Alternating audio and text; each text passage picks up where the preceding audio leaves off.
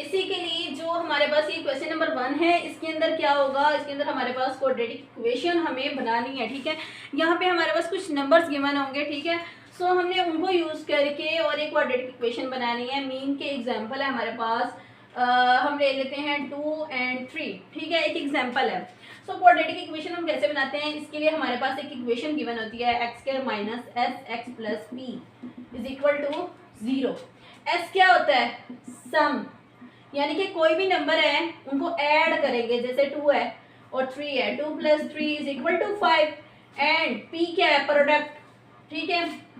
So product हो गया हमारे पास, यानी कि कोई भी नंबर है उनको मल्टीप्लाई करेंगे। मीन के हमने 2 3 लिया था तो 6 आ गया। सो जो हमारे पास ये दोनों आएंगी वैल्यूज एस और पी, यानी कि सम एंड प्रोडक्ट, उसको इसमें पुट कर देंगे इस इक्वेशन में, तो हमारे पास क्या हो जाएगी, क्वाड्रेटिक इक्वेशन बन जाएगी जो हमें चाहिए। तो इसके सारे हम पार्ट्स देखते हैं। आई होप सो आप लोगों को क्वेश्चंस करके ज़्यादा अच्छा समझ 5 क्लास 10, ठीक है। आज हमने इसका फर्स्ट क्वेश्चन देखना है 1, ठीक है। अब हमारे पास इस क्वेश्चन में क्या है, थोड़ा सा चेंज है। 2.4 में हमने सम ऑफ दिस निकाले थे, प्रोडक्ट्स निकाले थे एंड रूट्स निकाले थे। सो हमने इसके अंदर थोड़ा सा चेंज करना है। यहाँ पे हमने क्या फाइंड करना है, क्वाड्रेटिक इक्वेशन फाइंड करनी है। अब हमारे पास क्या है, 1 और 5 गिवन है। अब हम क्वाड्रेटिक इक्वेशन इसकी कैसे निकाल सकते हैं, तो इसके लिए हमारे पास होता है x² minus S x plus P is equal to 0। ये हमें हमेशा याद रखना है कि x² minus S x plus P is equal to 0 होता है, ठीक है। s होता है सम, p होता है प्रोडक्ट। सो सम पहले निकाल लेते हैं, 1 + 5 is equal to 6 and product क्या है, 1 × 5 is equal to 5।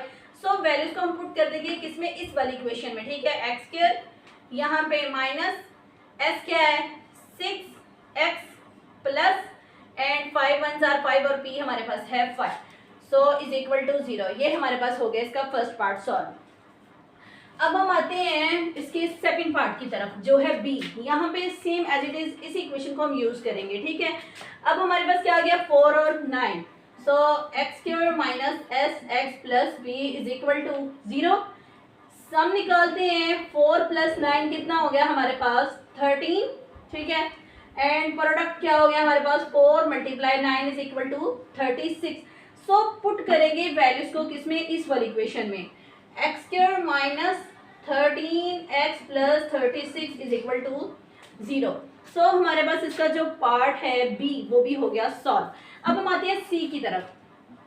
x² minus S x plus P is equal to 0, same as it is उसी तरह से मेथड। सम क्या होगा, -2 + 3 इज इक्वल टू 1, ठीक है। प्रोडक्ट क्या होगा, -2 × 3 इज इक्वल टू, यहाँ पे -6, 2 3s are 6 एंड -7 आ गया। सो वैल्यूज को पुट करेंगे, x² माइनस एस क्या है 1, सो x आ गया। यहाँ पे क्या होगा, प्लस एंड p क्या होगा हमारे पास -6, so plus minus minus x² minus x minus 6 is equal to 0। So हमारे पास इसका जो थर्ड पार्ट है वो हो गया सॉल्व। अब हम आते हैं इसके नेक्स्ट पार्ट की तरफ, ठीक है, जो हमारे पास है यहाँ पे D part 0 - 3। So as it is हम उसी इक्वेशन को यूज करेंगे, x² minus S x plus P is equal to 0, ठीक है। यहाँ पे आ गया हमारे पास, सो सम 0 - 3, क्योंकि plus minus minus is equal to -3। Product क्या होगा, 0 × -3 is equal to 0। So put करेंगे x² माइनस माइनस माइनस हो गया प्लस, और यहाँ पे आ गया 3x plus 0 is equal to 0। So x² plus 3x is equal to 0। ये हमारे पास हो गया सॉल्व। अब हम आते हैं इसके ये वाले पार्ट की तरफ, 2 और -6, ठीक है।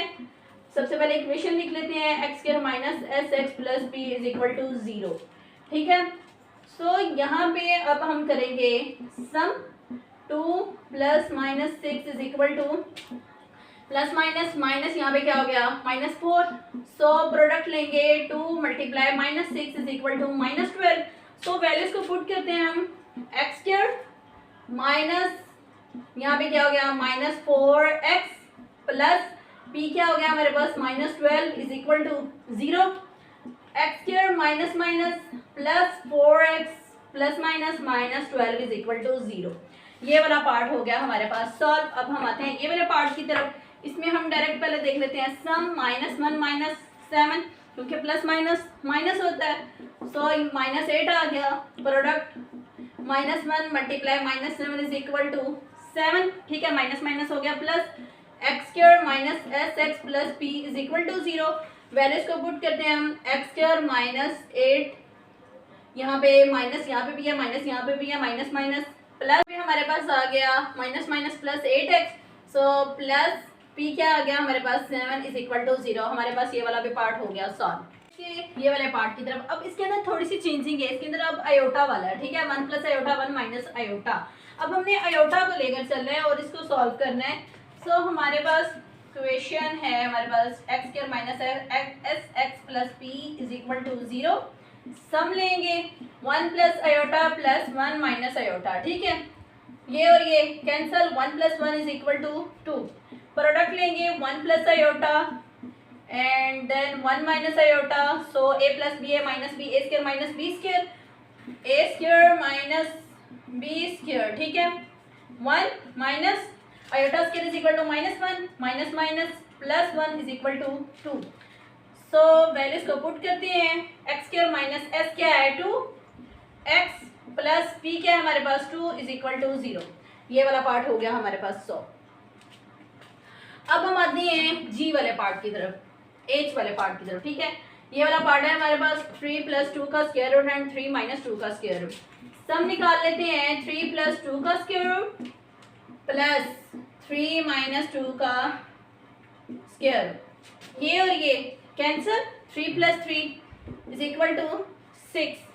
सो प्रोडक्ट क्या है, 3 प्लस 2 का स्क्वायर रूट एंड 3 माइनस 2 का square root. A plus B A minus B is equal to A square minus B square.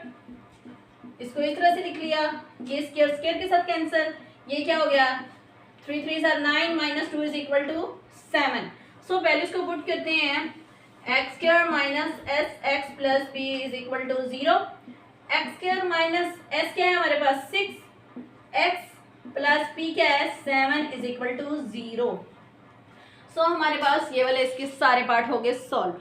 I hope so आप लोगों को आज का लेक्चर इजीली समझ आया होगा। तो आपने मेरे चैनल को लाइक और सब्सक्राइब कर देना है ताकि जो मेरे नेक्स्ट लेक्चर हो वो आप लोगों तक इजीली पहुंच सके।